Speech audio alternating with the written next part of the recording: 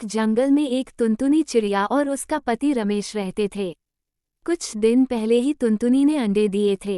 एक दिन रमेश ने कहा, टुनटुनी, मुझे इन दोनों अंडों से बेटे ही चाहिए। रमेश जी, इसमें मेरा क्या कसूर?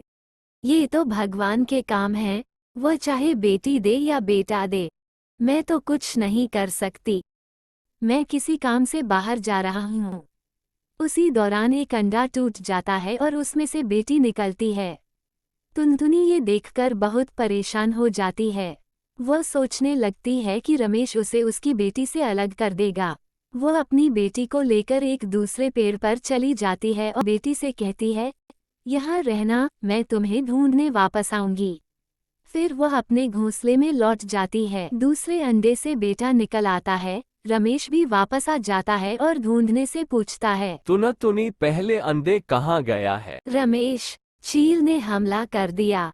वो एक अंडा उठाकर ले गया। अच्छा हुआ वह अंडा चला गया, क्या पता उसमें से बेटी निकल आती। टुनटुनी, इस अंडे में से क्या निकला है?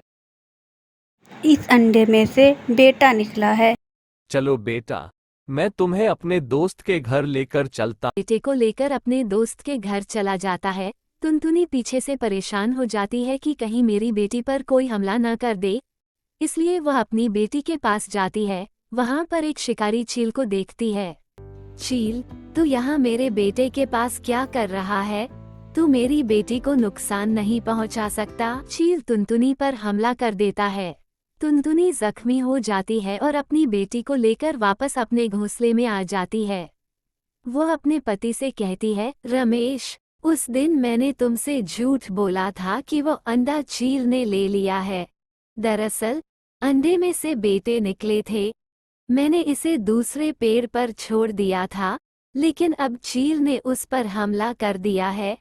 अब मेरा आखिरी वक्त आ गया है, तुम मेरी बेटी का ख्याल रखना। पिताजी, अब कुछ करें, मेरी माँ को अस्पताल ले जाइए। फिर रमेश टुनटुनी को लेकर अस्पताल चला जाता है। रमेश सोचता है, अगर टुनटुनी ठीक हो जाती है तो मुझे पूरा इलाज का खर्च उठाना पड़ेगा। मैं ऐसा करता हूँ, इसे यहाँ छोड़कर चला जाता हूँ। घोंसले में आता है और, पिताजी, क्या हुआ है? मेरी माँ कहाँ है? बच्चों, अब तुम्हारी माँ इस दुनिया में नहीं रही। ऐसा नहीं हो सकता कि मेरी माँ मुझे छोड़कर चली जाए। मैं दूसरी शादी कर लूंगा। चाचू कबूतर के पास चला जाता है और उसे कहता है, चाचू कबूतर, मेरी पत्नी अब इस दुनिया में नहीं रही, कृपया दूसरी चिड़िया देखकर मेरी शादी करवा दो। ठीक है, मेरी नज़र में एक चिड़िया है, जाकर उससे बात कर लेते हैं। चिड़िया बेटी, ये रमेश तुमसे शादी करना चाहता है। इसकी पहली पत्नी दुनिया में नहीं रही, क्या तुम ऐसे शादी करोगी? हाँ, मैं इससे शादी करने के लिए तैयार हूँ, लेकिन मैं इसकी बेटी को अपने घर नहीं रखूंगी। हाँ, ठीक है, उसको तो मैं भी नहीं रखना चाहता घर में।